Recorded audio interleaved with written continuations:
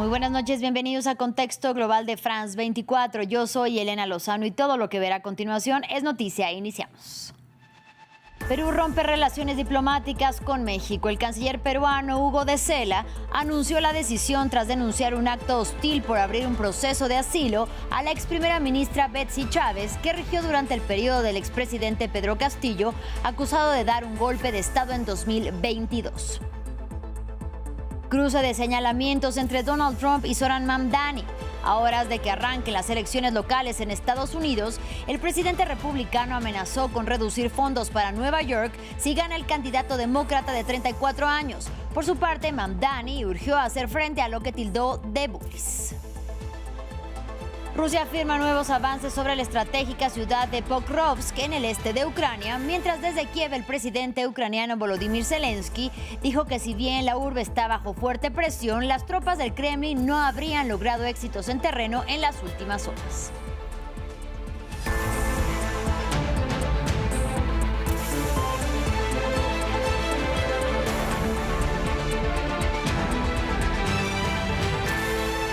Iniciamos en Perú. El país andino rompió relaciones diplomáticas con México, al que señala de dar asilo en su embajada en Lima a la ex primera ministra Betsy Chávez, que rigió durante el gobierno de Pedro Castillo, acusado de dar un golpe de Estado en 2022. El ministro de Relaciones Exteriores peruano, Hugo de Sela, explicó que la decisión se tomó frente a lo que denominó como acto inamistoso y acusó a México de injerencia en asuntos internos. Para hablar sobre el tema, saludo con mucho gusto a Fausto Pretelín, analista internacional. Muy buena noche, bienvenido y qué gusto hablar contigo, Fausto. Qué gusto igualmente, Elena. Muy buenas noches. Para iniciar, ¿en qué momento de las relaciones entre México y Perú se da el anuncio de la Cancillería peruana? Sabemos que a principios de septiembre el Congreso peruano, por ejemplo, declaró a Claudia Sheinbaum persona non grata. Sí, Elena, mira, hay que enmarcarlo en una política de diplomacia dogmática y no de Estado de la presidencia de México. Es el estilo de la diplomacia que le dejó López Obrador a la presidenta Claudia Sheinbaum. Todo inicia precisamente en la defensa que hace en su momento López Obrador por Pedro Castillo, un personaje al que consideraba pues un personaje humilde, un personaje al que de alguna forma traicionaron los políticos allá en Perú y se aprovecharon de él. Y no vio la realidad de que fue un autogolpe de Estado el que cometió Pedro Castillo.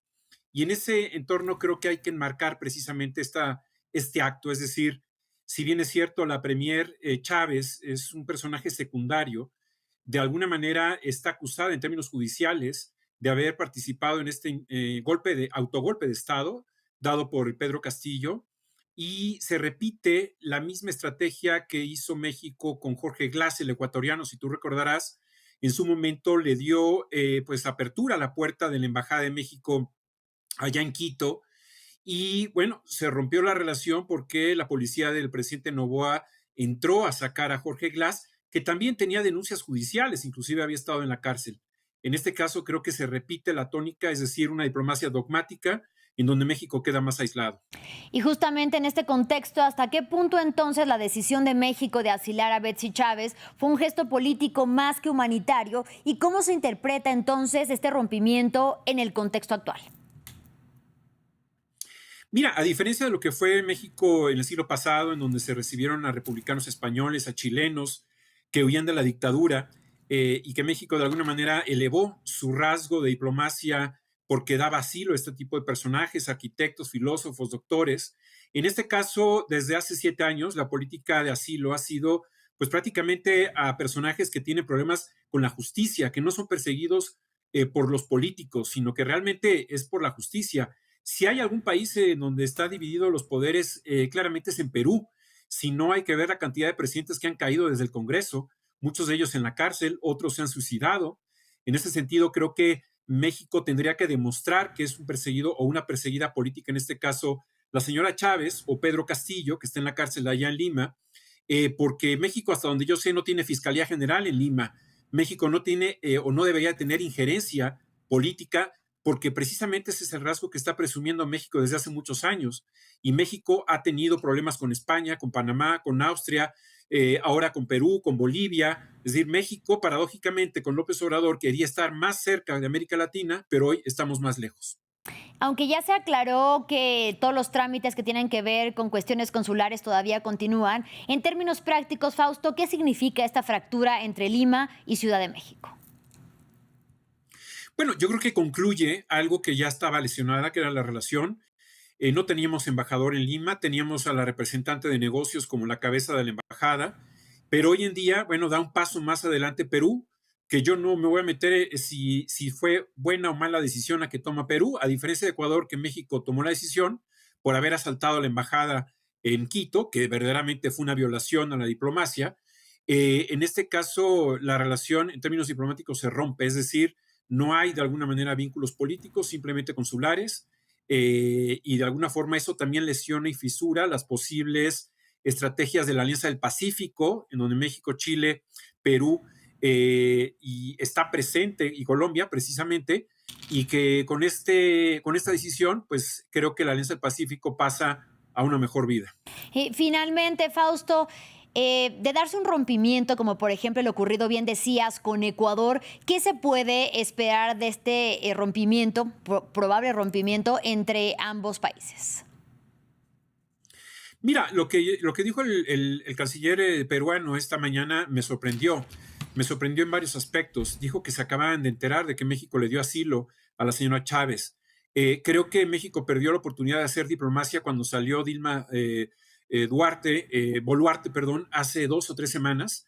Y era el momento para que el secretario de Relaciones Exteriores, Juan Ramón de la Fuente, hubiera viajado a Lima para resarcir estas heridas que México tiene con Perú desde hace tiempo, pero no lo hizo. Por el contrario, le abrió la puerta a esta señora que tiene cita con jueces y que no ha acudido precisamente al Ministerio Público a declarar, lo cual, bueno, pues México nuevamente, insisto, está llevando a cabo una política exterior dogmática y no de Estado, algo que pues entristecería seguramente a los miembros de la diplomacia mexicana. Bien, muchísimas gracias como siempre por tu análisis, Fausto Pretelini. Hasta la próxima. Hasta pronto, Elena. Buenas noches. Continuamos en Estados Unidos. A horas de que se abran los colegios de votación para las elecciones locales, el presidente Donald Trump amenazó con cortar al mínimo los fondos federales para la ciudad de Nueva York, y eso si gana el abanderado demócrata Zohran Mamdani. Lo acusa de ser comunista y pide el voto para el exalcalde de la Gran Manzana, Andrew Cuomo, y quien contiende como independiente. Si el candidato comunista Zohran Mamdani gana las elecciones a la alcaldía de Nueva York, es muy improbable que contribuya con fondos federales, salvo el mínimo exigido, a mi querida primera ciudad, ya que como comunista esta ciudad, que en su día fue grande, tiene cero posibilidades de éxito o incluso de supervivencia. Y en respuesta, Mamdani, el aspirante a la alcaldía de la Gran Manzana de 34 años, urgió a los votantes a hacerle frente a los que tachó de matones. Además, acusó al presidente de compartir con el exalcalde, abro comillas, los mismos donantes, la misma visión limitada y el mismo sentido de impunidad. Escuchemos. Abordaré esa amenaza por lo que es, una amenaza. No es una ley, y con demasiada frecuencia tratamos todo lo que se sale de la boca de Donald Trump como si ya fuera legal, simplemente por quien lo dice. Ya es hora de plantarles cara a los matones que profieren estas amenazas, en lugar de convertirnos nosotros mismos en matones. Hemos visto una y otra vez que la mejor manera de responderle a Donald Trump y derrotar este tipo de amenazas es plantarle cara y luchar. En más información, el ejército ruso afirmó este lunes haber realizado avances sustanciales en la estratégica ciudad ucraniana de Pokrovsk, un centro de transporte y logística que llevan más de un año intentando capturar. Entre tanto, Ucrania rechaza la afirmación, diciendo que aún controla partes de la ciudad a pesar de la presencia de unas 300 tropas de Moscú en terreno. Ampliamos en este informe. Los medios rusos se refieren a ella como la puerta de entrada a Donetsk y el ejército ruso afirma ahora haberla capturado. La ciudad de Pokrovsk, en el este del país, se ha convertido en un punto clave de la ofensiva rusa, con estas imágenes que supuestamente muestran ataques a una ciudad vecina. De confirmarse, la captura sería el avance territorial ruso más importante del año. Pokrovsk es una ciudad importante. Ellos no han tenido demasiados éxitos importantes, diría yo, pero este sería un éxito importante en 2025 desde el punto de vista informativo, capturar la ciudad, creo que antes de finales de año.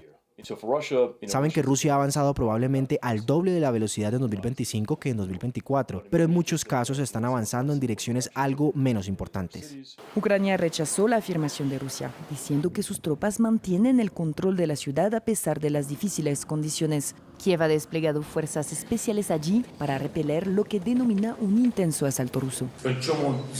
El 20% del uso de artillería de Rusia se destina a Pokrovsk, así que entienden lo difícil que es para nosotros. Hasta 300 soldados rusos se encuentran en la ciudad. Nuestro regimiento de asalto número 425 está operando dentro de Pokrovsk y participa en intensos combates. Otro objetivo de Rusia es la red eléctrica de Ucrania. A medida que los días se vuelven más oscuros y fríos, el operador energético nacional de Kiev afirmó que varias regiones sufrieron cortes intermitentes el domingo como resultado de ataques rusos selectivos, como el ocurrido en Zaporizhia, donde 58.000 hogares se quedaron sin electricidad. Ante un cuarto invierno de apagones, millones de ucranianos se preparan para las dificultades y su presidente advirtió que Vladimir Putin está orquestando un desastre humanitario. Y seguimos en Francia, que declaró que podría prohibir el acceso de Shein al mercado francés si el minorista chino reanuda la venta de muñecas sexuales con apariencia infantil que retiró del mercado tras la presión de los reguladores franceses. En respuesta, Shein afirmó haber implementado una prohibición total de las muñecas sexuales en su mercado y resaltó que eliminó temporalmente la categoría de productos para adultos. Nos lo cuenta Jesús Yajure. Francia amenaza con bloquear al gigante del retail Shein en medio del escándalo por la venta de muñecas sexuales con aspecto o apariencia infantil. El sábado, el diario Le Parisien publicó en exclusiva el hallazgo en el sitio web de comercio electrónico de Shein de muñecas sexuales que se ofrecían a un costo de 186 €, con la siguiente descripción: muñeca sexual, juguete para la masturbación masculina con cuerpo erótico, vagina y ano realistas. Tras recibir un correo electrónico de alerta, la Brigada Antifraude alertó a la Fiscalía de París, que abrió una investigación. El lunes, el ministro de Finanzas lanzó un ultimátum. Esto ha cruzado una línea. Estos horribles artículos son ilegales. Quiero ser muy claro al respecto. Si esta conducta se repite, estaríamos en nuestro derecho legal, y lo solicitaré, de impedir el acceso de Shein al mercado francés. Fundada en China y con sede actual en Singapur, Shein ha revolucionado la industria mundial de la moda, con su modelo de venta al por menor ultra rápido y de bajo costo. El sitio web de comercio electrónico chino anunció que había iniciado una investigación interna para comprender cómo estos anuncios habían podido eludir sus medidas de seguridad. Tomamos medidas correctivas inmediatas y reforzamos nuestros dispositivos internos para evitar que se repita una situación similar. El escándalo ha opacado el debut de la primera tienda física de Shein en París, que el miércoles abrirá en el sexto piso de los históricos almacenes del Bazar de Hôtel-Ville, situado en el distrito de la moda, donde con protestas desde el sábado condenan la promoción de la pederastia y la difusión de pornografía infantil. Vamos al continente africano. En Nigeria, personas de todas las religiones se oponen mayoritariamente a las amenazas de intervención militar de Donald Trump. Y es que el lunes el presidente estadounidense reiteró su amenaza de llevar a cabo una operación militar contra musulmanes por los asesinatos de cristianos en el país africano. Tenemos los detalles. Titulares de prensa expresando desde indignación hasta especulaciones sobre por qué Donald Trump amenaza con enviar tropas estadounidenses a Nigeria. En un mensaje publicado durante el fin de semana en su red social, el presidente de Estados Unidos amenazó con intervenir a tiros para aniquilar a los terroristas islámicos que estaban asesinando cristianos. El lunes, a bordo del Air Force One, repitió la amenaza sin presentar ninguna prueba que la respaldara. Están matando a los cristianos y los están matando en grandes cantidades. Nosotros no vamos a permitir que eso suceda. Con más de 200 millones de habitantes, Nigeria es el país más poblado de África, dividido aproximadamente entre musulmanes en el norte y cristianos en el sur. En las calles de la capital, muchos se preguntaban de dónde sacaba Trump su información. Puedo afirmar categóricamente que estas estadísticas son erróneas, engañosas y no reflejan la verdadera situación. El señor Trump tiene un motivo oculto. No nos beneficia. Hay más detrás de todo esto. Alegaciones de persecución cristiana en Nigeria han ganado popularidad en línea entre la extrema derecha en Estados Unidos y Europa. Si bien existen ejemplos recientes de violencia contra cristianos, los analistas afirman que hay varios conflictos étnicos en el país, en los que cristianos y musulmanes son asesinados sin distinción. Nigeria ha negado las afirmaciones de Trump y ha dicho que protege a los grupos religiosos. No se requiere la presencia de soldados estadounidenses sobre el terreno.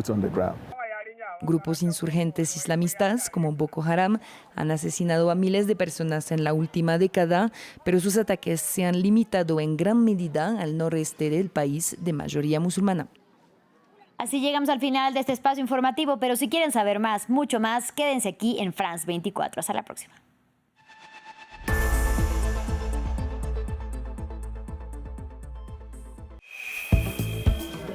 En un instante, deportes. ¿Puedes imaginarte un mundo sin YouTube? ¿A qué se debe que siga teniendo tanto éxito a lo largo de los siglos? De todo ello te hablamos en En 5 minutos.